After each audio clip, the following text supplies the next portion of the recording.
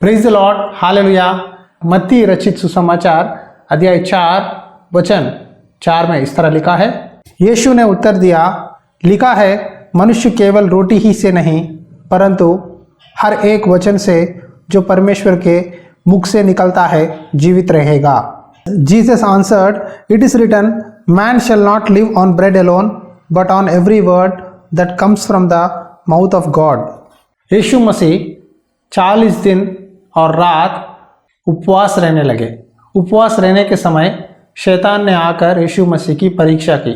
उस समय शैतान ने पहला सवाल यीशु मसीह पर डाला, यदि तू परमेश्वर का पुत्र है तो इस पत्थर को रोटी बना और खा ले, तेरा भूख मिटा ले। तब यीशु ने कहा, मनुष्य केवल रोटी पर नहीं परंतु हर एक वचन जो परमेश्वर के मुंह से निकलता है उसके द्वारा जीवित रहेगा। देखिए, यहाँ ये सवाल आज शैतान हमें हर दिन देते रहता है।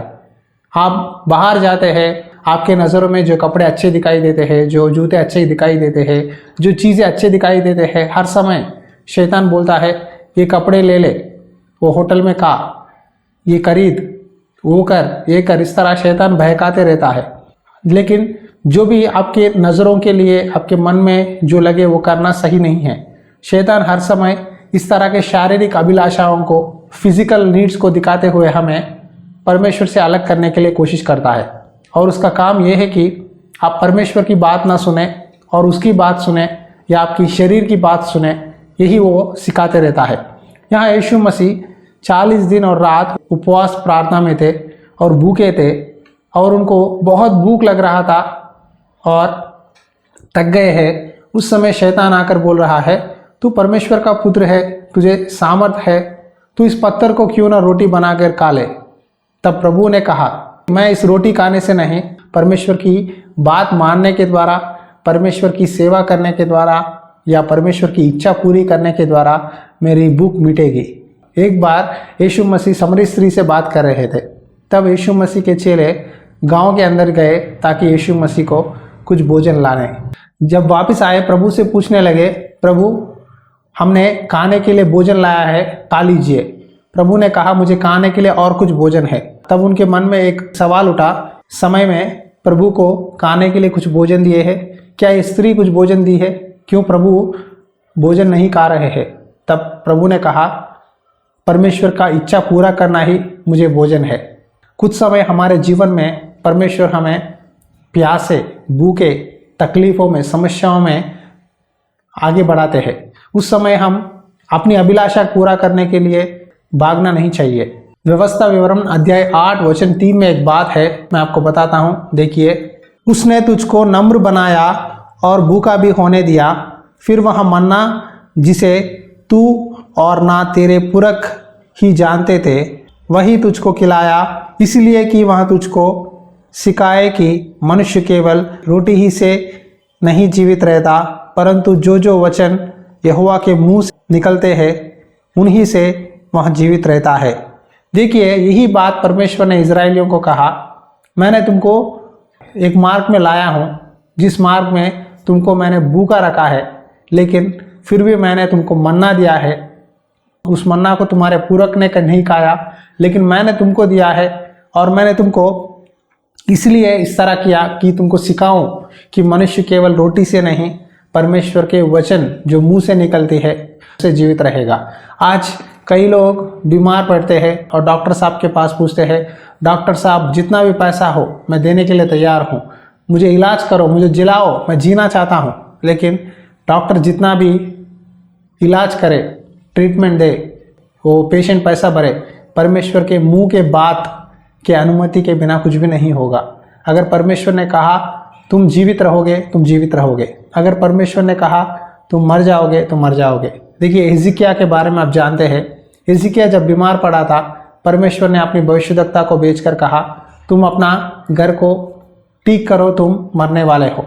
लेकिन हिजकिय्याह ने परमेश्वर से प्रार्थना की, परमेश्वर मेरी चाल चलन को याद कीजिए, मैं आपके नज़र में कैसा जीवन बिताया, अब याद रखिए, मुझे और एक मौका दीजिए। तब परमेश्वर ने फिर से अपनी भविष्यद्वक्ता को भेजकर 15 साल की आयु दी है।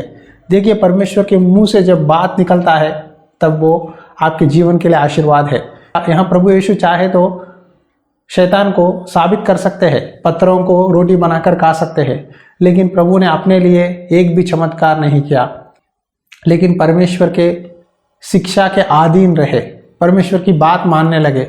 और यही नहीं, यीशु मसीह मनुष्य के जीवन में भूखा प्यासा, दुख सुख, गालियाँ सब कुछ अनुभव किया है, इसीलिए प्रभु ने हमारे लिए एक रास्ता दिखाया है।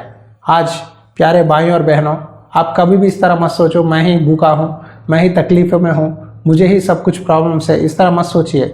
हमसे पहले प्रभु हमारे समस्याओं को उठाए है, इसीलिए प्रभु ने कहा तुम्हारी सारा बोझ मुझ पर डालो, मैं उठाऊंगा और तुम्हें शांति दूंगा। आज आपकी शक्ति के कारण, आपका ज्ञान के कारण या आपकी बुद्धि के कारण नहीं, परमेश्वर के मुंह के वचनों के द्वारा हम जीवित रहेंगे और हम स्वर्ग जाएंगे। हालेलुया। आप प्रभु से बोलो, प्रभु एक बात तू कह दे ताकि मैं आशीषित हो सकूं, मेरे काम में सफलता मिले, मैं अनंत जीवन पा सकूं। कहकर परमेश्वर से प्रार्थना करेंगे। आंखें बंद करिए।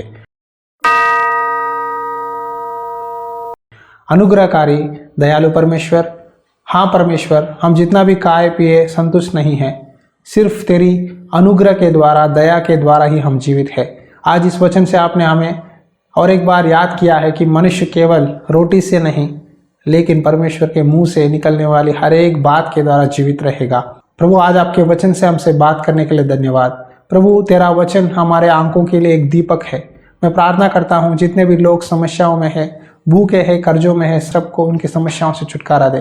प्रभु, नया साल हमारे सामने और भी 4 दिन में है। परमेश्वर, मैं आपसे रिक्वेस्ट करता हूँ जितने भी लोग रो रहे हैं, उदास है, उन सबके समस्याओं से छुड़ा, आशीर्वाद दे और तू ही मार्गदर्शन कर। यीशु मसीह नाम पे विनती करता हूँ पिता, आमीन। Praise the Lord. परमेश्वर की वादा के लिए प्रार्थना कीजिए। नया साल आने वाला है, परमेश्वर जो प्रॉमिस आपको देना चाहते हैं, परमेश्वर से पूछो, ज़रूर परमेश्वर आपको देने वाले हैं। साल में अगर आपने सेवकाई के द्वारा, किसी भी मैसेज के द्वारा आपका विश्वास मजबूत हुआ है, तो प्लीज़ आपकी गवाही हमें व्हाट्सएप में मैसेज कीजिए या कमेंट्स में बताइए। अगर आपको प्रेरणा मिली है इस सेवकाई में, सपोर्ट करना चाहते हैं तो सपोर्ट कर सकते हैं।